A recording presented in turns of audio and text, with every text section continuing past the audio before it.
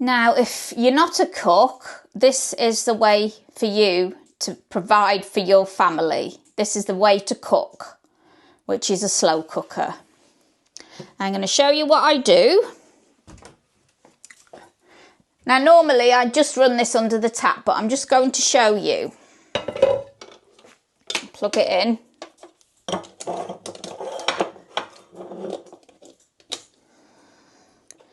I'll turn it off. Turn the plug on, that would help. All right, get my jug. This does hold a lot, this pressure cooker, which is how I'm going to give you a simple tip now.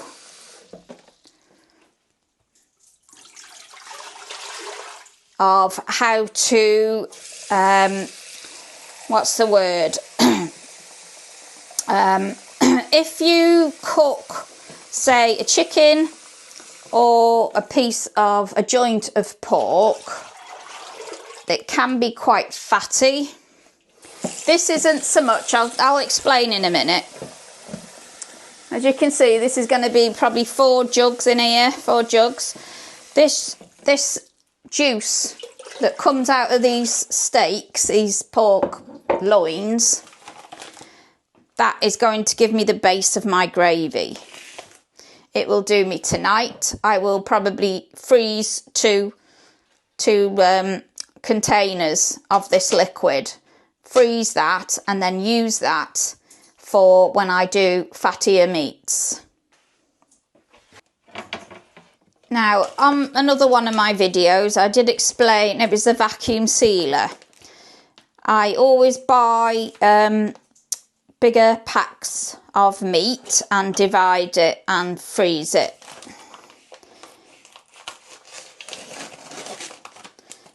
Okay, so these are the pork loin steak things, if I can get them out. As you can see, they've got quite a bit of fat on there. I'm going to cut that off because I don't want that in my gravy.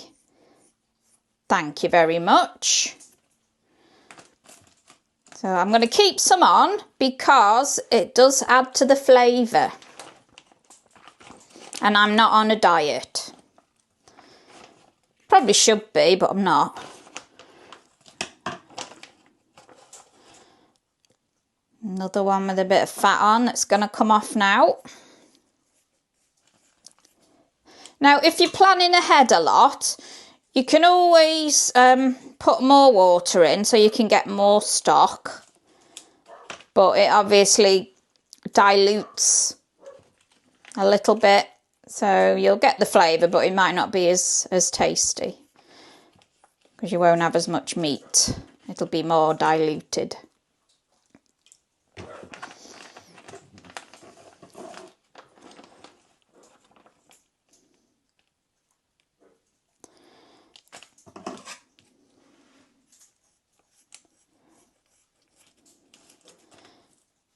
I'll cut that off in the middle. That looks, it's not too bad. It just looks a lot, but it's not.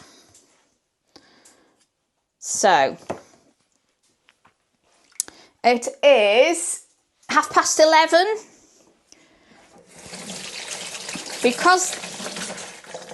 Because this meat is so thin, it's not going to take anything, not even half as long as a joint of beef.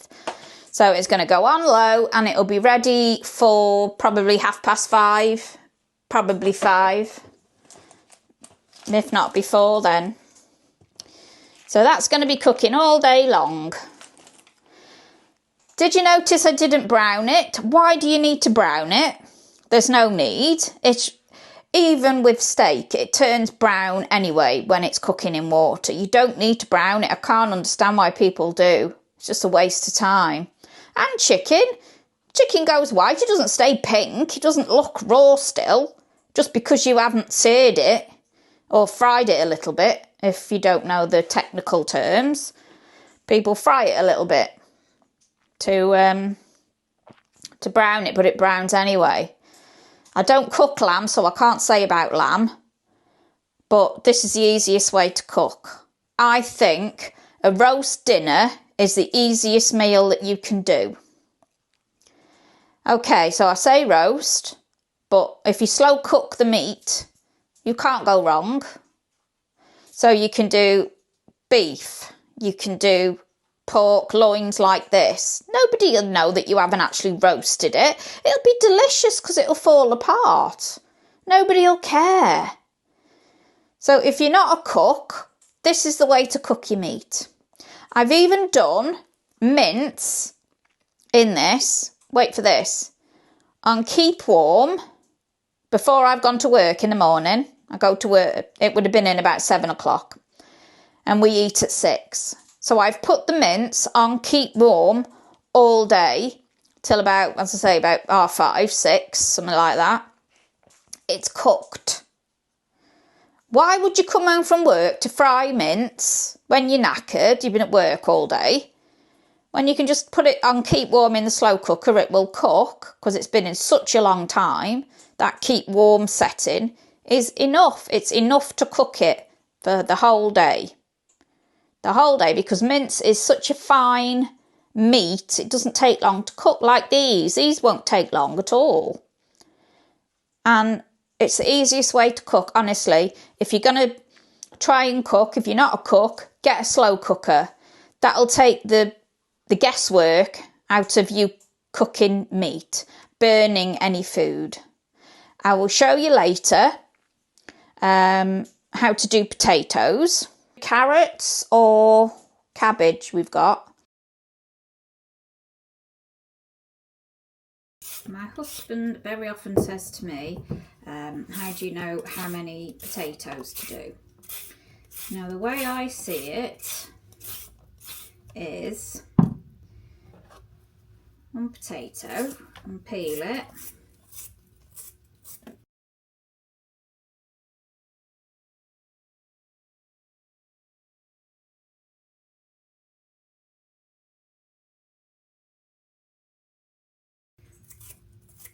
See, these potatoes are going a bit old, so that's fine. You just cut them off.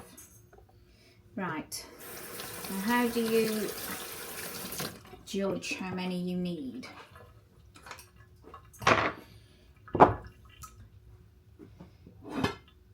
Okay, this is a plate. It's a dinner plate. It's dirty, so I'm not dirtying the plate. So we've got a potato. Put it on a plate.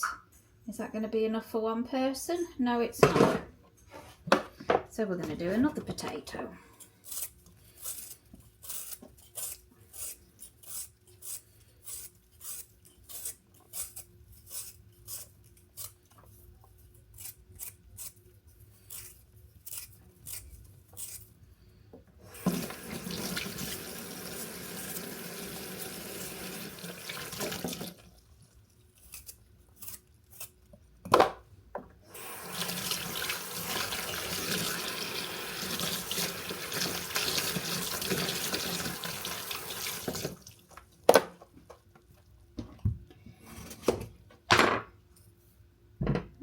So is that going to be enough for one person?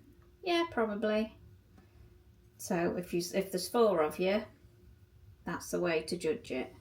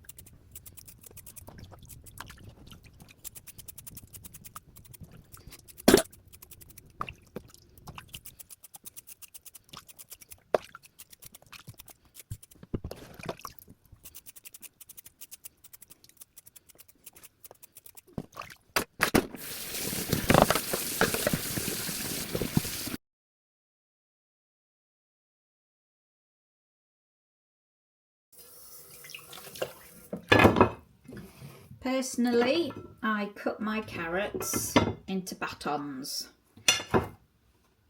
Let me just show you on the other chopping board.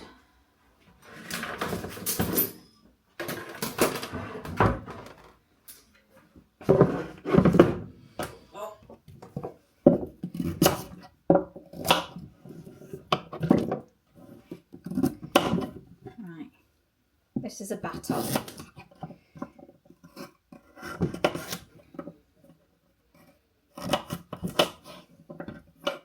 This knife's too small.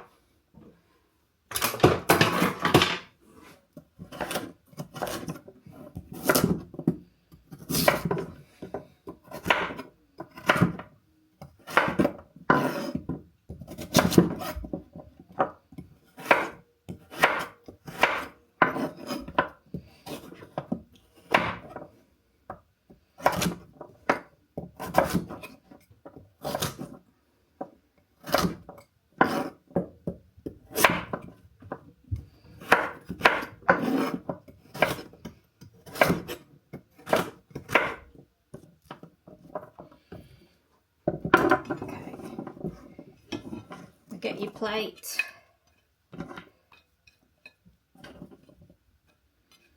Sort of say that's okay for one person. So another 2 carrots.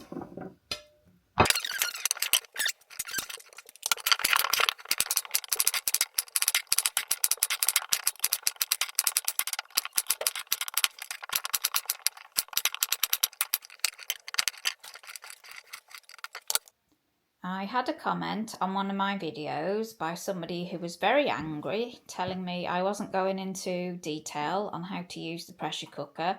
I wasn't explaining how to use the pressure cooker. So I'm going to explain it now again, even though I've already done a video on this 2 years ago, which is fine. But I'm going to do that again because I had an angry comment about it.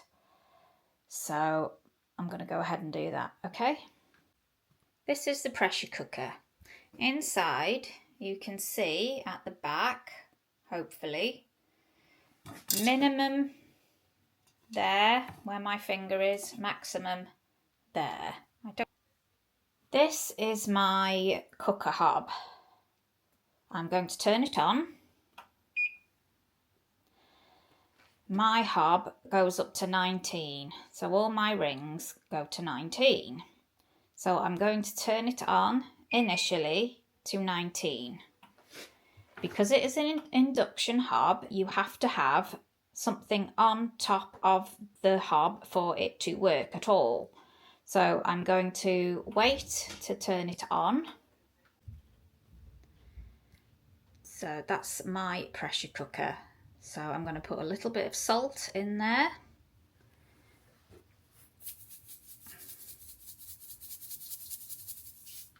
This is hot water going in up to the minimum level, because it takes less time to come to the boil, to come to pressure. So that is on min. Carrots that I put in the steamer tray earlier are going on top of the potatoes. Doesn't have to be straight. The lid, that needs to be in an upright position, and it needs to be on the circle, not on the vent. If it's on the vent, it won't come up to pressure. It'll just keep fizzing. Right, I'm going to turn it on now.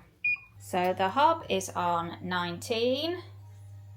I'm waiting for it to come to pressure. Excuse that noise, I don't know why it does that. I hate this hob. Right.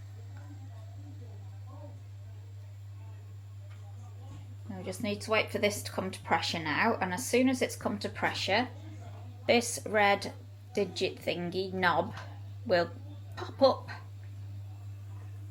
There will be some steam coming out of here to start with.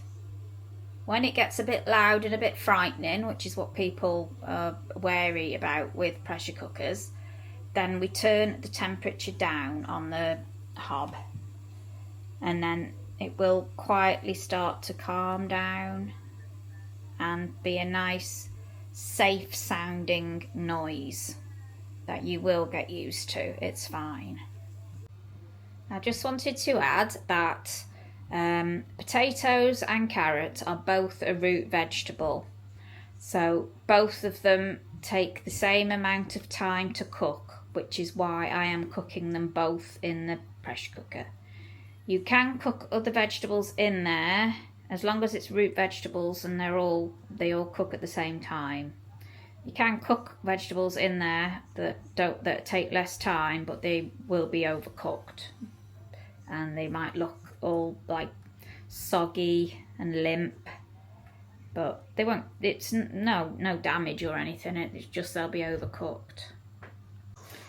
So while I'm waiting for that to come to pressure, I'm going to have a look at my pork loins that have been simmering, and they look okay. So I'll sort them out when this has come to pressure, which is just, I can hear it now just coming up.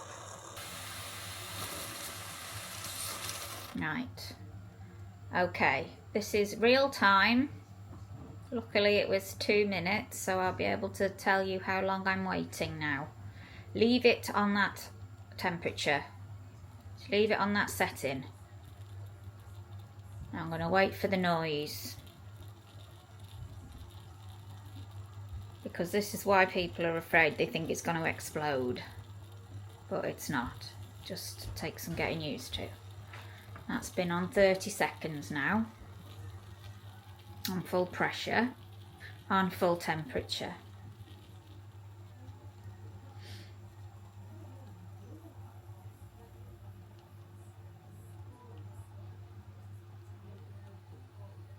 So it's not making any noise yet, that's good.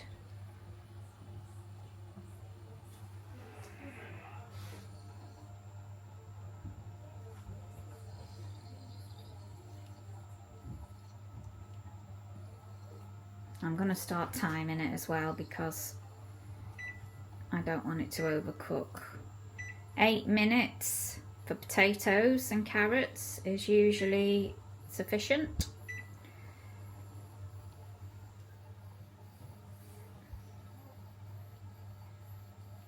And I still haven't turned it down and it's not getting excited yet.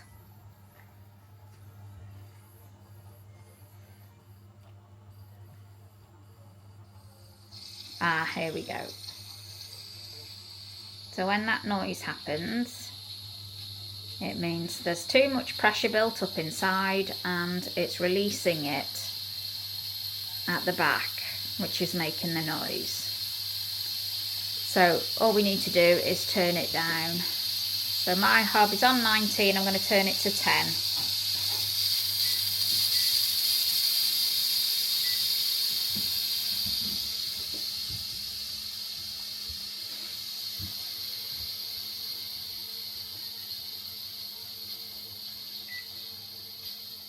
Which has just stopped that noise straight away. Okay, now the slow cooker. Now because there's such a lot of stock in here, which is what I want. Stock is basically the water that your meat's been cooked in. Nobody's ever explained that to you before. I'm going to save some stock. I'm going to use some now and save some, because I always put too much in there for that reason.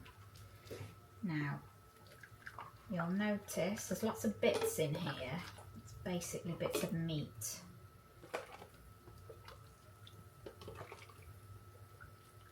Which is what we want for the flavour in the gravy. Just make a lovely gravy pork. Pork and beef, the best ones.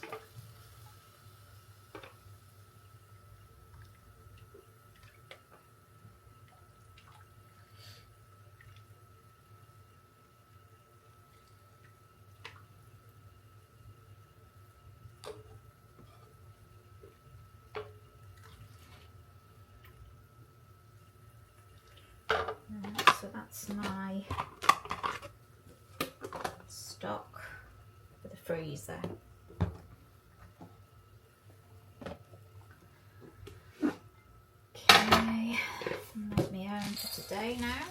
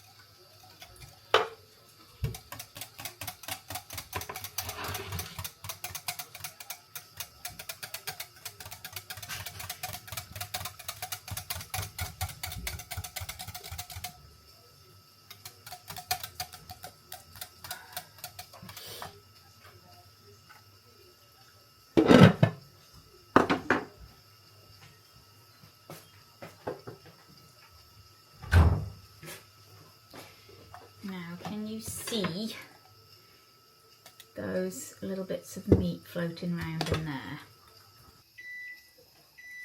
And those little bits of meat, delicious. As you can hear in the background, my potatoes timer has gone off, so I'm just going to turn that off because it's annoying. Right, now there's two ways to open a pressure cooker. Number one, you wait for the pressure to go down by itself, or number two, you can vent it, which is that little knob on the back there. Instead of being on the circle, you need to turn it to the cloudy bit, which I don't normally do, but I'm going to do it just for you.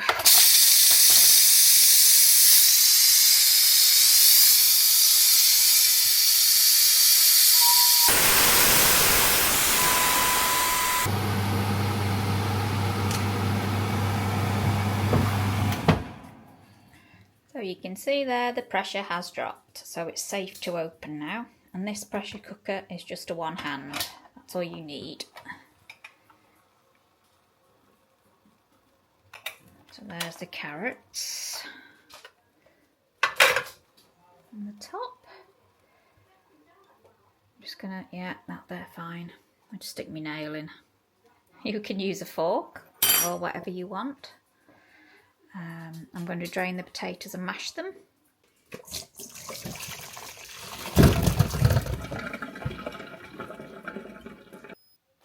So I've got my boiled potatoes back in the pressure cooker.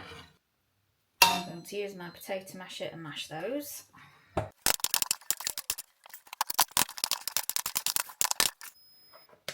put a little bit of butter in, or marge, whatever.